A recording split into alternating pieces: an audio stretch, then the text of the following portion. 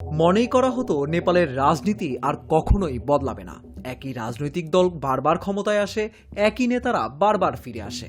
এই বিষয়টিকে পুরোপুরি বদলে দেওয়ার মতো এক অপ্রত্যাশিত ঘটনা ঘটেছে সেখানে।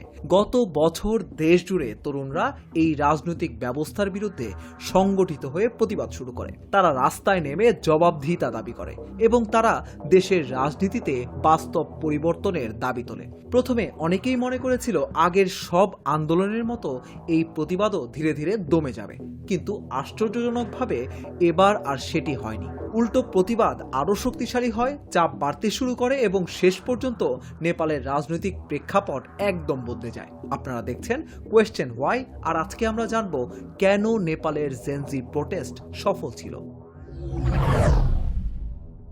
চলুন প্রথমেই জানার চেষ্টা করি এই আন্দোলন হলো কেন। অনেক বছর ধরেই নেপালের তরুণ প্রজন্ম দেশের রাজনৈতিক ব্যবস্থার উপর অসন্তুষ্ট ছিল। দশকের পর দশক ধরে কয়েকটি ঐতিহ্যবাহী রাজনৈতিক দল দেশটির রাজনীতিতে প্রভাব বিস্তার করে আসছিল, কিন্তু অনেক নাগরিকের মনে হচ্ছিল দুর্নীতি, অর্থনৈতিক সমস্যা এবং রাজনৈতিক অস্থিরতার কোনো সমাধানই হচ্ছে না।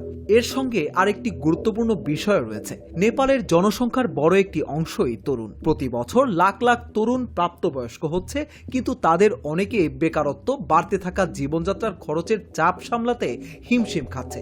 এই অসন্তোষ ধীরে ধীরে বাড়তে থাকে, বিশেষ করে কাঠমান্ডুর মতো বড় শহরগুলোতে। এরপর ধীরে ধীরে রাস্তায় প্রতিবাদ দেখা দেয়। যদিও প্রথমে এগুলো ছোট আকারেই ছিল, কিন্তু সময়ের সঙ্গে সঙ্গে এই আন্দোলন বড় হতে থাকে এবং সারা দেশের মানুষ এই আন্দোলনের সঙ্গে একাত্মতা প্রকাশ করতে থাকে।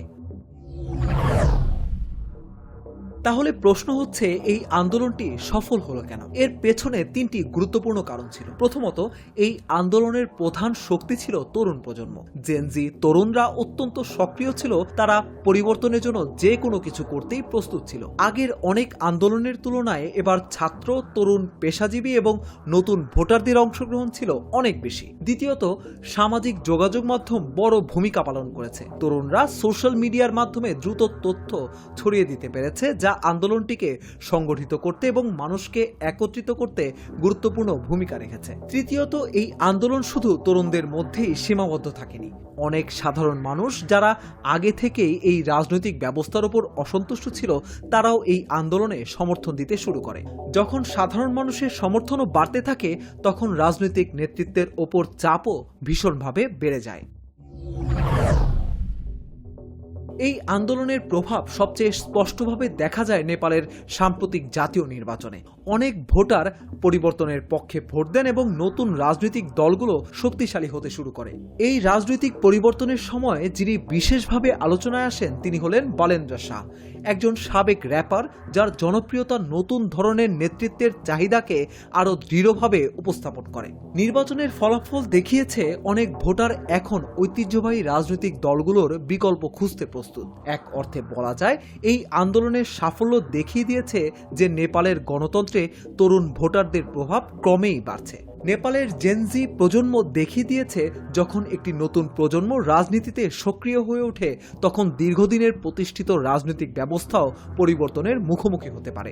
কিন্তু এই পরিস্থিতি দীর্ঘমেয়াদী সংস্কার নিশ্চিত করে না।